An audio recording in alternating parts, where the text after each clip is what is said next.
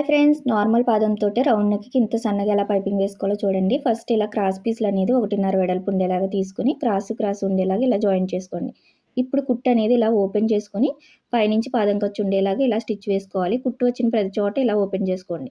ఇలా కుట్టుకున్నాం కదా! ఇప్పుడు కుట్టు అనేది పైకుందా లేదా చూసుకొని ఇలా నెక్ దగ్గర పాదం ఖర్చు ఉండేలాగా ఇలా ఫోల్డ్ చేసుకొని చివరి వరకు కూడా అదే పాదం ఖర్చు మెయింటైన్ చేసుకుంటూ సాగదీయకుండా కుట్టుకోండి.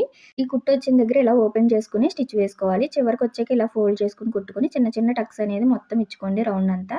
ఇది 12 నంబర్ థ్రెడ్ అండి. దీన్ని ఇలా కరెక్ట్‌గా నేను ఎలా అయితే పెట్టానో అలా పెట్టుకొని ఫోల్డ్ చేసుకోవాలి. టైట్‌గా పట్టుకోవాలి. ఇప్పుడు ఒకసారి రఫ్ ఇచ్చుకొని చివరి వరకు కూడా మనం పైపింగ్ మీద ఎక్కడ స్టిచ్ పడకుండా చూసుకుంటూ మిడిల్‌లో స్టిచ్ పడేలాగా వేసుకోవాలి. కొత్తవారైతే టైట్‌గా పట్టుకోండి. టైట్‌గా పట్టుకుంటేనే మనకి సన్నగా నీట్‌గా వస్తుంది ఫినిషింగ్ అనేది. థ్రెడ్ ఎంత సన్నగా ఉందో అంత సన్నగా పట్టుకోవాలి. చివరికొచ్చాక ఇలా ఫోల్డ్ చేసుకొని రఫ్ చేసేసుకోండి. చూసారా ఎంత సన్నగా వచ్చిందో? ఇంకా క్లియర్‌గా కావాలి అంటే ఫుల్ వీడియో కింద ఉంటుంది చెక్ చేయండి.